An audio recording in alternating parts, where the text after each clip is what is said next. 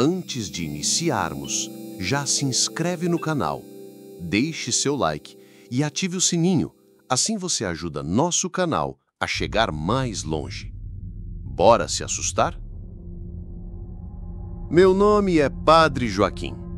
Sirvo a Deus há mais de 40 anos e testemunhei muitas coisas que a ciência ou a razão humana não podem explicar.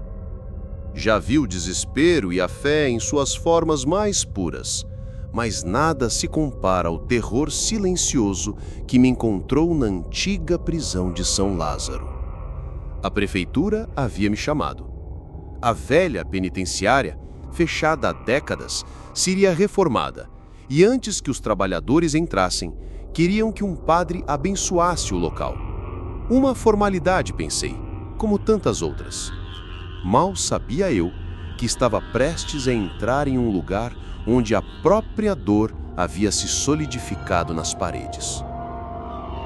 Cheguei numa tarde chuvosa. O prédio era um monstro de pedra e ferro enferrujado, com janelas cegas que pareciam observar o mundo com um rancor antigo. O portão principal rangeu como um gemido quando entrei, e o cheiro de mofo, sujeira e algo indefinível, um cheiro acre de desespero, me envolveu imediatamente. Minha única companhia era a luz trêmula da minha velha lanterna. Os corredores eram labirínticos, com celas vazias e grades retorcidas que pareciam garras. O silêncio era tão denso que meus próprios passos ecoavam como tiros. Comecei minhas orações, aspergi a água benta, sentindo apenas a melancolia do lugar. Foi no bloco de celas do corredor C que o ar mudou. Tornou-se gélido, um frio que não vinha do vento ou da umidade, mas que parecia emanar do próprio chão de concreto. Meus pelos se arrepiaram e o crucifixo em meu peito pareceu gelar contra minha pele. Olhei para o final do corredor. A escuridão ali era mais profunda, quase sólida. E então vi uma figura. Não era um vulto ou uma sombra dançante da minha lanterna. Era uma forma, quase transparente, pairando a poucos centímetros do chão. Uma mulher. Seus cabelos eram longos e emaranhados, caindo sobre um rosto magro e pálido, com olhos vazios, buracos negros que me encaravam com uma tristeza tão profunda que me fez prender a respiração. Não era uma aparição violenta, não havia gritos ou sussurros, apenas uma quietude absoluta, e a presença dela era de uma dor tão latente que senti como se meu coração fosse se estilhaçar. Ela estava vestida com algo que parecia um uniforme antigo de prisioneira, desbotado e rasgado. Suas mãos estavam estendidas à frente, como se ainda estivessem acorrentadas, ou talvez pedindo ajuda.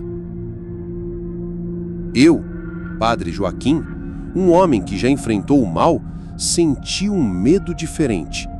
Não era um medo do ataque, mas um medo da agonia perpétua. Aquele lugar não estava assombrado por um espírito raivoso, mas por uma alma aprisionada na própria desesperança. Ergui minha lanterna e a luz pareceu atravessá-la, revelando mais da cela atrás dela. A figura não se moveu, apenas continuou a me encarar. Comecei a rezar. Não as orações de exorcismo, mas as orações pelos mortos, pelos esquecidos, pelas almas que não encontraram repouso. Minha voz era trêmula, mas eu continuei. E enquanto eu rezava, algo aconteceu. Não foi dramático, mas foi inconfundível. Uma lágrima. Uma única lágrima escorreu pelo rosto vazio da mulher. Brilhou por um instante no ar gelado e então desapareceu, como se nunca tivesse existido. E então ela começou a recuar. Lentamente, sem fazer barulho, ela flutuou para trás, para dentro da escuridão da cela onde estava. Não havia pressa, apenas uma resignação cansada. À medida que ela desaparecia, o frio no corredor C diminuiu, e o ar pesado pareceu clarear um pouco. Fiquei ali, em pé, por um longo tempo com a lanterna tremendo na minha mão. Eu sabia que ela havia partido, pelo menos por enquanto, mas a imagem daquele rosto vazio, daquela única lágrima, ficou gravada em minha alma. Terminei de abençoar a prisão, mas com um peso diferente no coração. Não era apenas um prédio, era um sepulcro de sonhos desfeitos, de vidas desperdiçadas. E eu, Padre Joaquim, vi uma alma que, mesmo após a morte, ainda não havia encontrado a liberdade. E às vezes, quando o silêncio da noite me cercola, ainda sinto o frio daquele corredor e vejo aquela lágrima solitária. É um lembrete de que o purgatório pode estar mais perto do que imaginamos e que algumas prisões não são de grades, mas de dor e desespero eternos.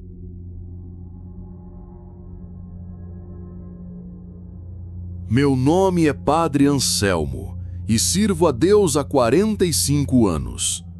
Minhas mãos, hoje trêmulas pela idade, já abençoaram centenas de fiéis, batizaram recém-nascidos e deram a extrema unção a moribundos. Vi a fé em seus momentos mais puros e a dúvida em suas horas mais sombrias. Mas nada, em todos os meus anos de sacerdócio, me preparou para o que testemunhei na paróquia de São Miguel Arcanjo no inverno de 1978. Um evento tão aterrador que abalou os alicerces da minha fé e assombra minhas noites até hoje. A paróquia era antiga, uma construção do século XIX, com paredes de pedra grossas que suavam umidade e um cheiro perene de cera derretida e incenso antigo. Fui chamado para substituir o velho pároco, Padre Benigno, que havia falecido subitamente. Os paroquianos falavam dele com um misto de reverência e temor. Diziam que nos últimos meses ele havia se tornado recluso, quase paranoico, e que ruídos estranhos ecoavam da casa paroquial durante a noite. A casa, anexa à igreja, era um lugar sombrio. Os móveis estavam cobertos por lençóis brancos e uma fina camada de poeira pairava no ar, visível nos feixes de luz que entravam pelas janelas altas e estreitas. Foi no antigo escritório do Padre Benigno que encontrei seu diário. As últimas entradas eram escritas com uma caligrafia frenética e quase ilegível. Falavam de uma presença, de um sussurro que se arrasta pelas paredes, de um frio que não vem do inverno. Ele mencionava uma menina, Ana Lu, de 12 anos, a quem ele havia tentado ajudar. A última anotação era um rabisco desesperado. Ela não é mais ela. O nome dele é Zartos. Ele zomba de mim, zomba de Deus, queima o crucifixo com o olhar. 2 dias depois, uma mulher de aparência exausta bateu à minha porta. Era a mãe de Ana Lu. Seus olhos estavam fundos e injetados de desespero. Ela me contou que a filha, antes uma menina doce e piedosa, havia se transformado. Não comia, não dormia. Passava horas encarando um canto vazio do quarto, sussurrando em uma língua que ninguém compreendia. Às vezes, seu corpo se contorcia em ângulos impossíveis, e sua voz, quando falava, não era de uma criança, mas um grunhido gutural, rouco e masculino, que proferia blasfêmias que fariam corar um soldado. Senti um calafrio percorrer minha espinha. A diocese, cética como sempre, relutava em autorizar um exorcismo formal. Eu estava por minha conta. Armado com meu crucifixo, uma estola roxa, água benta e o Rituale Romanum, fui até a casa da família. O que encontrei foi um cenário de profanação. As paredes do quarto de Ana Lu estavam arranhadas, os símbolos religiosos quebrados e manchados com uma substância escura. A menina estava sentada na cama, imóvel. Seu rosto, pálido e magro, estava inexpressivo. Mas seus olhos ardiam com uma inteligência antiga e malévola. Um sorriso lento e perverso se espalhou por seus lábios quando eu entrei. O corvo velho vem para o abate. A voz gutural ecoou pelo quarto, embora os lábios da menina mal se movessem. O ar ficou pesado, denso com um odor sulfuroso, como ovos podres e carne em decomposição. Iniciei as orações em latim, minha voz tremendo ligeiramente. Exorcizamos te homines imundos espíritos, homines satanica potesta, homines impulsione infernalis adversari. A reação foi imediata e violenta. Ana-Lu foi atirada para trás na cama como se por uma força invisível. Seus membros se contorceram e seus ossos estalaram de forma audível. A temperatura no quarto despencou. Minha respiração saía em nuvens de vapor. A entidade dentro dela ria, uma gargalhada que não era de alegria, mas de puro desprezo e ódio. Suas palavras são vazias, Padreco. Seu Deus o abandonou neste buraco fétido. A cabeça da menina girou em um ângulo que deveria ter quebrado seu pescoço, e seus olhos, agora completamente negros, fixaram-se nos meus. Eu conheço os seus pecados, Anselmo. Lembro-me da dúvida em seu coração no seminário. Lembro-me da vaidade em suas orações. O medo, um medo primordial e gelado, tentou se apoderar de mim. A criatura conhecia meu íntimo. Comecei a aspergir água benta. Onde as gotas tocavam sua pele, esta sibilava e fumegava como se ácido tivesse sido derramado. Um grito agudo, desumano escapou de sua garganta, um som que parecia rasgar o próprio tecido da realidade. O clímax da noite foi o mais terrível. Os objetos no quarto começaram a levitar. A cômoda pesada deslizou pelo chão. O pequeno crucifixo na parede inverteu-se sozinho. E então, o corpo de Ana-Lu se arqueou para trás, formando uma ponte macabra, suas costas se curvando até que sua cabeça tocasse os calcanhares. Ela se moveu assim pela cama, como uma aranha grotesca, enquanto a voz de Zarto saía de sua boca em um fluxo constante de insultos e ameaças. Foi então que ele falou comigo, não com a voz gutural, mas em minha própria mente. Senti uma violação profunda, uma presença imunda se insinuando em meus pensamentos mais sagrados. Ele me mostrou imagens da minha própria morte, de meus entes queridos sofrendo, da igreja em chamas.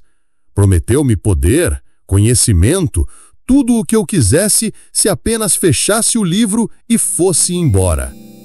Minha fé vacilou. Por um segundo, a exaustão e o terror quase me venceram, mas então olhei para o rosto contorcido daquela criança e senti uma onda de justa ira. Aquela era uma filha de Deus, sendo profanada. Ergui meu crucifixo, pressionando-o contra sua testa. Vade retro, Satana, nunca suade-me vana, são mala que libas, ipsi venena bibas. Um uivo de agonia e fúria encheu o quarto. Uma força invisível me atirou contra a parede. Caí, o ar me faltando, minha cabeça latejando. Por um momento, tudo ficou escuro.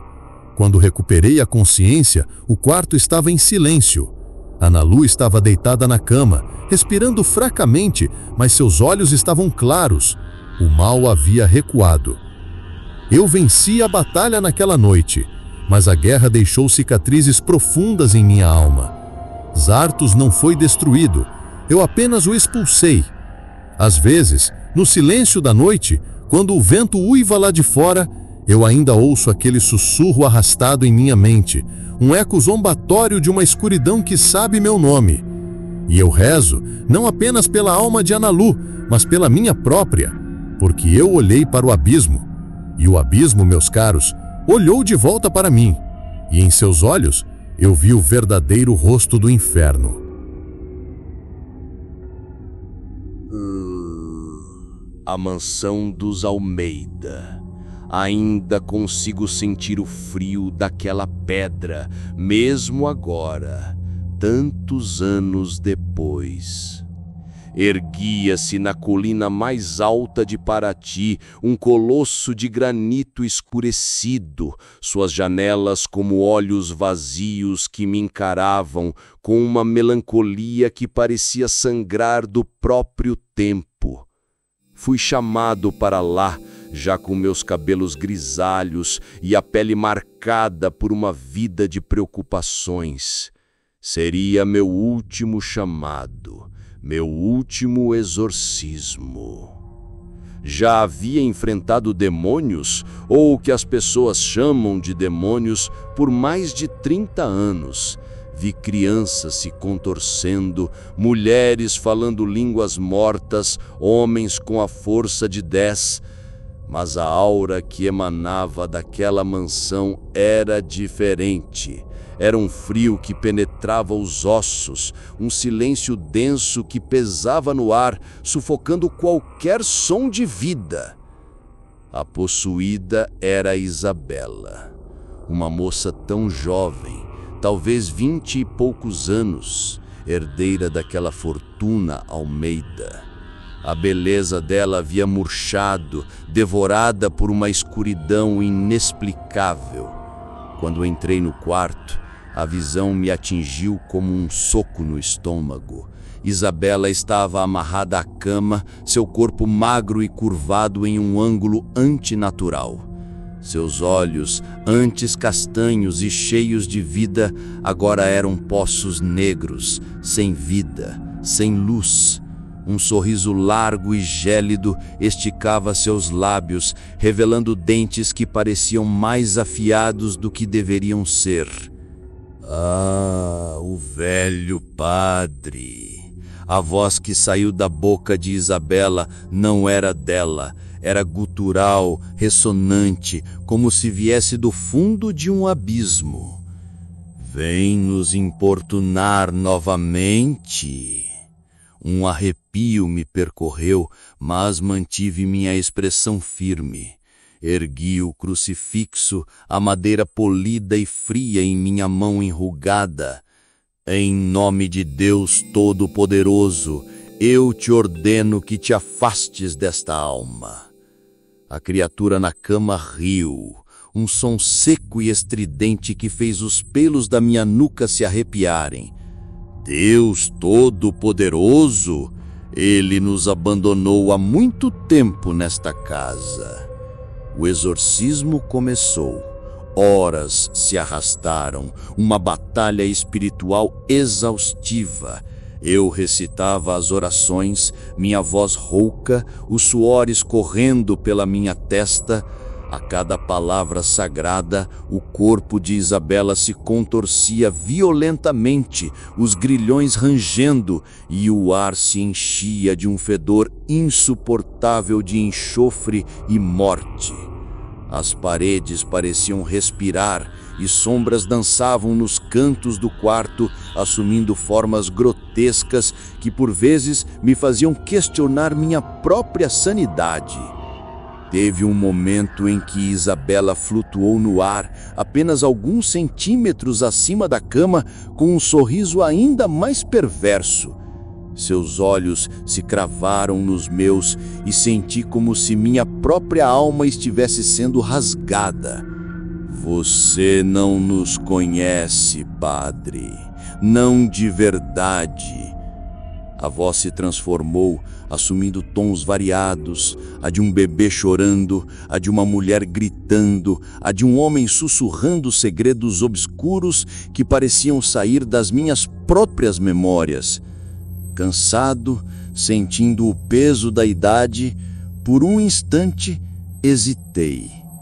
Foi neste instante que um fragmento de vidro da janela explodiu para dentro, cortando meu rosto. Cambaleei, o sangue escorrendo, mas não cedi. Eu me recusava a cedir. A criatura, irritada com minha persistência, começou a plantar imagens em minha mente, visões dos meus pecados mais profundos, dos meus medos mais íntimos. Vi os rostos das pessoas que não conseguia ajudar, os momentos de dúvida em minha fé, as tentações que me assombraram ao longo da vida. Senti um desespero avassalador, uma voz na minha mente sussurrando que eu era fraco, inútil. Mas eu, Padre Miguel, era um homem de fé inabalável. Reuni as últimas forças que me restavam. Fechei os olhos por um instante e, quando os abri, havia uma determinação férrea em meu olhar. Ergui o crucifixo novamente, apontando-o para Isabela. Em nome de Jesus Cristo, Filho de Deus vivo, eu te ordeno que reveles teu nome.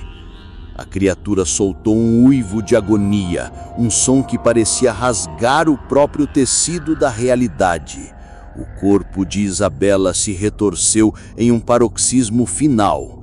Suas veias saltaram sobre a pele pálida e então, com uma voz que parecia ser 1000 vozes sussurrando em uníssono, ela proferiu um nome: Astaroth. Um nome antigo, poderoso, que ressoou nas paredes do quarto, fazendo a mansão inteira tremer. E então, o corpo de Isabela desabou na cama, inerte. A escuridão em seus olhos se dissipou e ela respirou fundo, como se estivesse voltando de um longo e terrível nusadelo.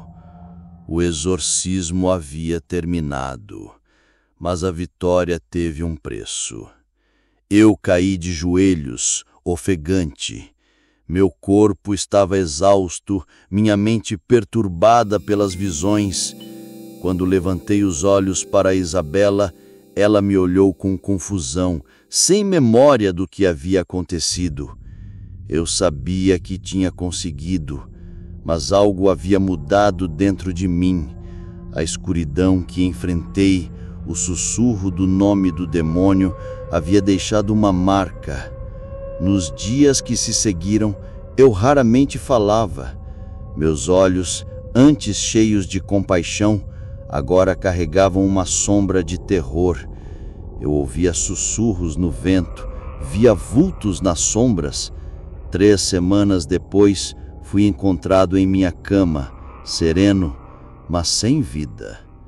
Na minha mão, eu segurava meu crucifixo, mas no meu rosto havia um traço, quase imperceptível, de um sorriso gélido, semelhante ao que eu vira no rosto de Isabela, apenas por um instante, antes que a luz deixasse meus olhos para sempre. A velha mansão dos Almeida foi vendida e demolida, mas dizem que nas noites de lua cheia ainda se pode ouvir os sussurros do vento na colina e, às vezes, se você prestar bem atenção, o eco de um nome antigo: Astaroth.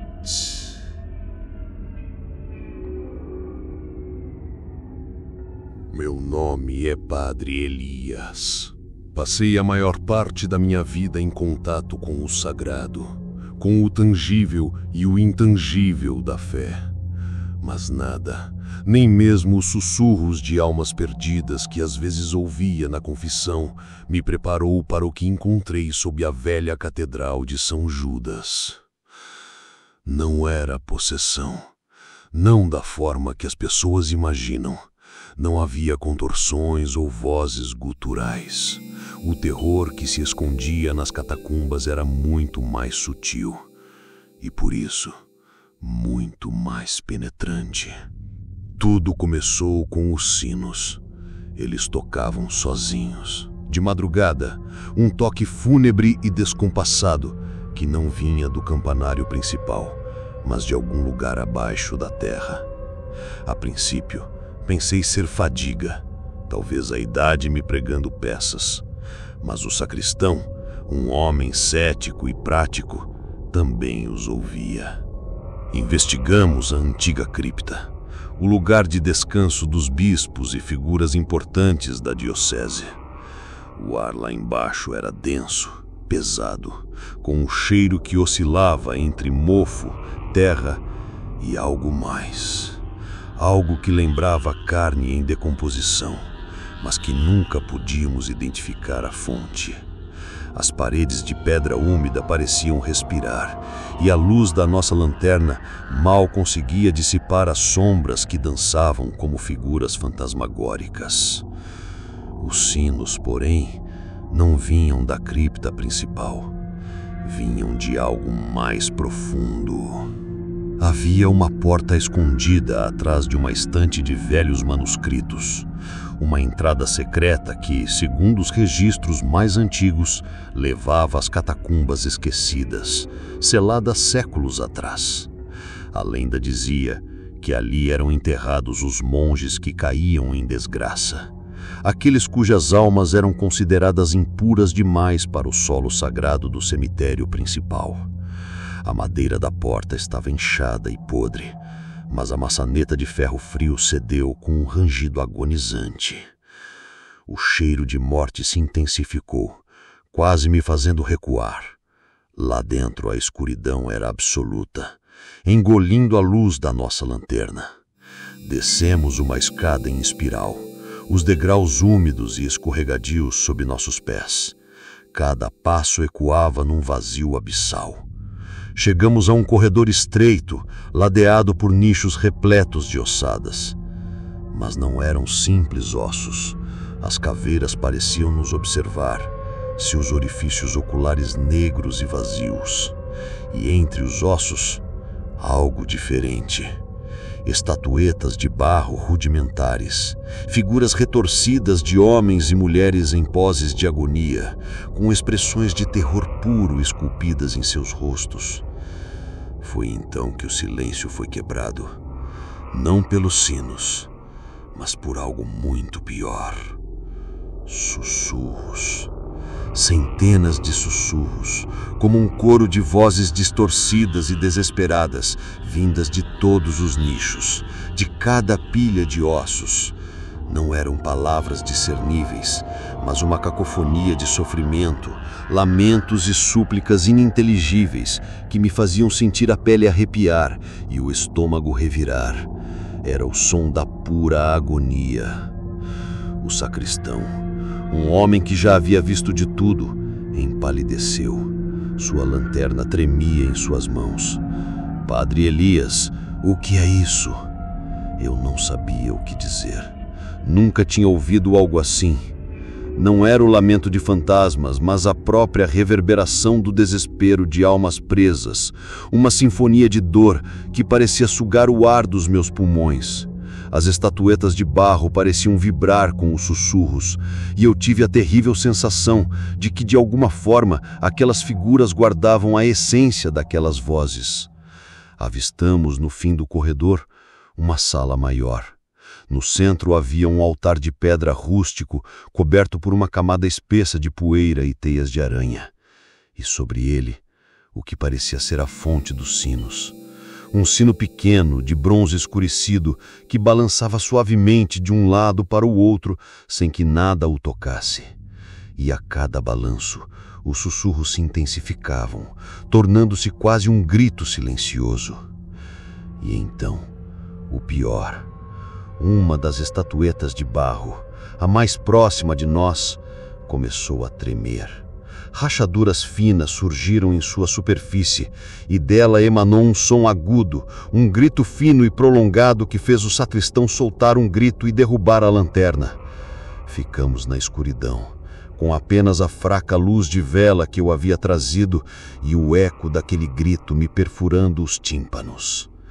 A estatueta se partiu. Não em cacos, mas como se algo tivesse sido liberado dela. E eu senti uma onda de frio, uma presença invisível e malévola que se arrastou em nossa direção. Era como se a própria tristeza e o horror daqueles que ali foram enterrados tivessem ganhado forma, se condensado em uma entidade que se alimentava da nossa presença. O sacristão começou a chorar baixinho, e eu senti um medo gelado que me paralisou. Não era medo de morrer, mas medo do que poderia acontecer com minha alma ali, na presença de tanta angústia acumulada. Ergui meu crucifixo, não para exorcizar, mas para me proteger. Pai nosso que estais nos céus, minha voz soava fraca, quase inaudível contra o coro de sussurros. Corremos. Subimos os degraus em espiral, tropeçando na escuridão, com os sussurros ganhando força atrás de nós, como se nos perseguissem. Só paramos quando a porta da cripta se fechou pesadamente atrás de nós, trancando novamente o terror lá embaixo. Nunca mais os sinos tocaram sozinhos. Selamos a porta das catacumbas novamente, desta vez com cimento e orações. Mas o som dos sussurros daquelas almas perdidas, daquelas estatuetas que guardavam a agonia, ecoa na minha mente até hoje. Eu vi o inferno, não em fogo e enxofre, mas no vazio, na desesperança e no som de milhões de lamentos abafados. E sei que por mais que eu reze, algumas coisas são profundas demais para serem silenciadas, e os gritos de agonia, Padre, podem ser os mais assustadores de todos. Sinto-me estranho, Padre. Não é uma enfermidade do corpo, mas da alma. Desde aquele dia, o exorcismo de Maria, a pobre Maria, tão atormentada, agora descansa em paz. Mas sua libertação parece ter acorrentado algo a mim. Há dias em que a névoa se instala em minha mente, densa e fria, e quando ela se dissipa, encontro-me em lugares onde não lembro de ter ido, com lembranças esparsas de coisas que, juro, não fiz. Meus paroquianos, tão queridos, às vezes me olham com uma mistura de medo e tristeza, e sinto em seus olhares a sombra de algo terrível que possa ter acontecido. Algo em que eu, o Padre Antônio, esteja envolvido. A primeira vez que a escuridão se manifestou foi poucas horas depois de Maria ter sido libertada. Eu estava exausto, mas com o coração em paz, agradecendo a Deus pela graça concedida. De repente, uma onda de calafrios percorreu meu corpo e uma voz, rouca e gutural, que não era a minha, sussurrou em meus ouvidos. Ele voltou. Sacudi a cabeça, atribuindo ao cansaço, a tensão do ritual, mas a sensação de uma presença fria e observadora nunca mais me abandonou. Ela se aninhou em um canto de minha consciência, um sussurro persistente que, às vezes, se tornava um grito. Lembro-me de um dia, após a missa da manhã, uma senhora idosa, Dona Clara, veio me confessar suas angústias. Ela, que sempre me tratou com a maior deferência, de repente empalideceu, os olhos arregalados enquanto eu falava. Ela recuou, balbuciando algo sobre olhos vazios e uma voz que não era a sua. Eu a confortei, é claro, mas suas palavras martelaram em minha cabeça. Meus olhos, minha voz, seriam eles a janela para algo mais? Ou pior, seriam eles agora a morada de outra coisa? Os fragmentos da memória profana. Os lapsos de memória se tornaram mais frequentes e mais perturbadores. Certa noite, fui despertado por uma vizinha preocupada, Dona Zilda. Sua gatinha, que vivia no jardim da igreja, havia sido encontrada ferida, quase morta.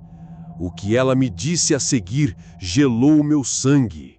Padre, eu vi uma sombra escura perto dela e juro que me pareceu ter a sua estatura, mas agindo de uma forma tão cruel. Eu não conseguia me lembrar de nada daquela noite, absolutamente nada. A imagem da gatinha ferida, tão indefesa, e a acusação velada de Dona Zilda pesavam como pedras em meu peito. A angústia era palpável. O que teria acontecido? Eu era capaz de tal crueldade?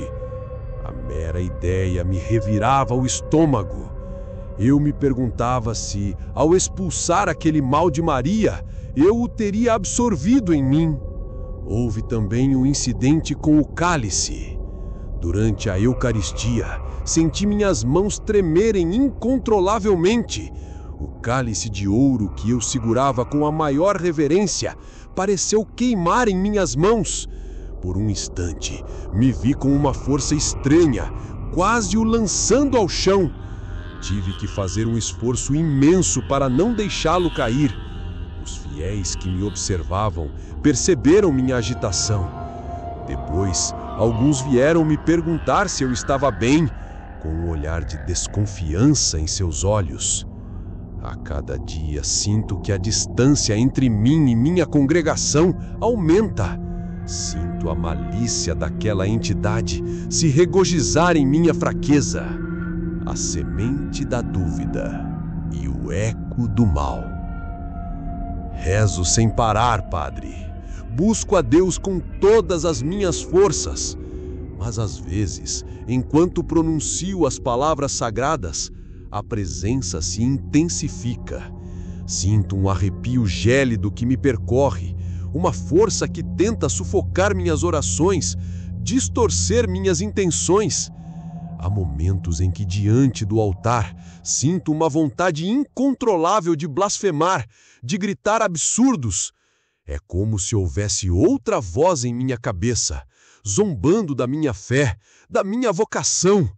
A mesma voz que ouvi em Maria, agora parece ecoar em mim. E o pior, Padre, é a dúvida, a terrível dúvida que se aninha no meu coração. E se eu, ao expulsar o demônio de Maria, ele me tivesse escolhido como sua nova morada? E se essa amnésia, esses lapsos, essa força estranha, forem sintomas de uma possessão demoníaca, latente e cada vez mais forte? O que aconteceria se o Padre Antônio, o servo de Deus, estivesse abrigando o próprio mal que jurou combater? Preciso da sua ajuda, Padre. Preciso saber o que está acontecendo comigo. Eu temo pelo meu rebanho, temo pela minha alma. E se eu já tiver feito mal a alguém, sem saber, sobre o jugo dessa sombra, que Deus me perdoe se for o caso. Que Deus nos perdoe.